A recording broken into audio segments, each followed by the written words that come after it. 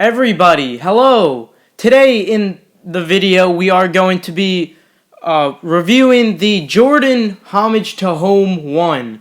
And what the fuck are you doing in my chair? What? Get the fuck out! I do apologize for the distraction, guys, but if you guys were unaware, that is my twin brother.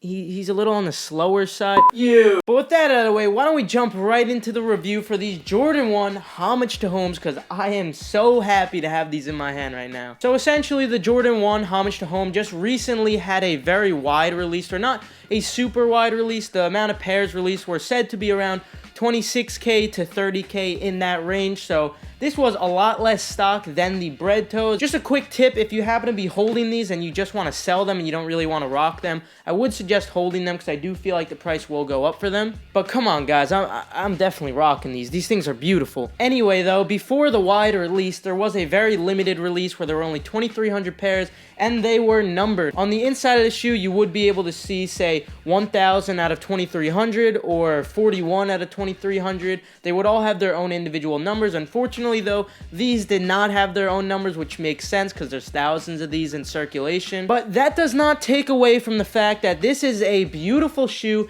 and a super cool concept. Now, I get it. Some of you guys, you might say it's a little tacky, you might say it's a little weird. I would beg to differ. I think that this is very unique. I think it's loud. And I think that the colors are pretty easy to match as well. But before going any deeper into the aesthetics of the shoe, you guys know what's up. You guys know that we have to do the smell test for the shoe. All right, are you guys ready?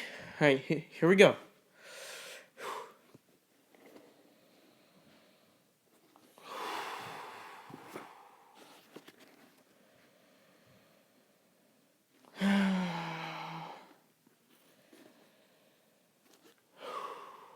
That's definitely a pass for these. Okay, so now jumping into the aesthetics of the shoe, I think it's obvious to most of you that this is a combination of two of the most sought after colorways. First of all, we have the bread one, or you could say the band one, on the outside part of the shoe. However, when you flip the shoe over on the inside part of the shoe, you have the Chicago colorway. Started off with the band or bread colorway, you obviously have the heel cup. You also have the swoosh and the toe box all in red. And then on the mid panel and along the toe box, you also have that black color. Flipping it over to the Chicago side, we actually have the same accents of red. However, on the mid panel, instead of it being black, it is obviously going to be white, and the swoosh remains black. Now, when you look at the shoe head on, you get to see it split right down the middle, which I thought was a really cool concept. They did a pretty good job with the stitching. I don't see that it looks tacky at all. It looks very clean in my opinion. Looking at the tongue, it's split right down the middle, and they even go as far to take the detail straight onto the tag that says Nike Air, where they split that right in half as well. Now, if you look at the back of the tongue where they have their trademark, you can see that it is also split right back there, and I have to say that is a very clean job. Now, what both sides of the shoe actually have in common is the midsole. The midsole obviously will remain white, in addition to the outsole remaining a completely red color, simply because the band one and the Chicago one both have those as their midsole and sole. Now, moving towards the insole of the shoe, we actually have something a little unique that I wanted to point out, which I actually kind of like.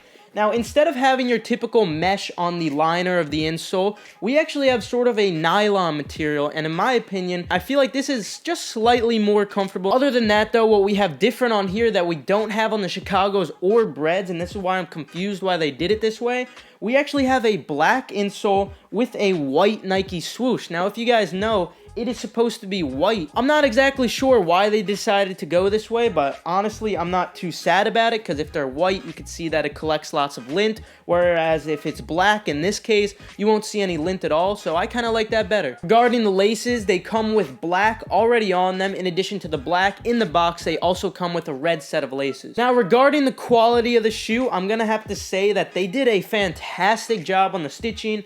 Before I got this shoe, I was a little skeptical. I was like, is every pair going to have just a perfect stitch down the middle? And so far, out of all the pairs I've gotten, they all have essentially a perfect stitch. Let me know if anything differs from your pairs, if you maybe had some defects. But even going as far as to the back of the shoe where it also splits, you could see that the stitch, it might just be slightly crooked, but honestly, I think that the craftsmanship was perfect. Regarding the leather quality of the shoe, I'm gonna have to say that it's nothing fantastic. It doesn't compare to the shattered backboards. It doesn't compare to the Shadow ones that just came out. However, it makes sense because they had to stitch it right down the middle. I'm sure that it might have been a little more difficult to do that if the leather was super soft, but also it's important to keep in mind that this leather is not as bad at all in comparison to those best hand in the game Jordan 1s or those Game Royal Jordan 1s. That quality was straight plastic. I hated it. This quality though, this is actually like not bad leather, especially for a stitch going right down the middle. With the review out of the way, why don't we jump to the on foot portion of the video.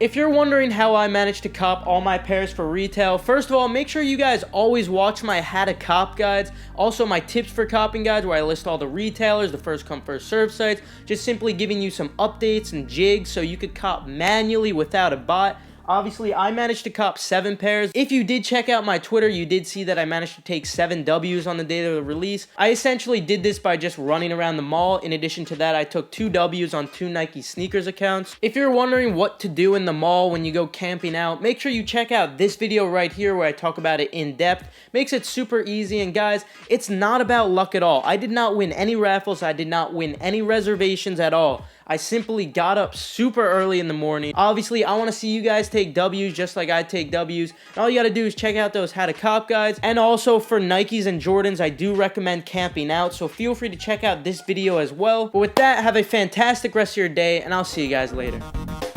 You always tell me where you should be stopping. Using your shoe like a size 12 weapon. Get your foot off my foot. Ah. Get your foot off my foot. Yeah. Now I can't run and I can't walk. You hit me so hard I don't want to talk. Get your foot off my foot. Ah.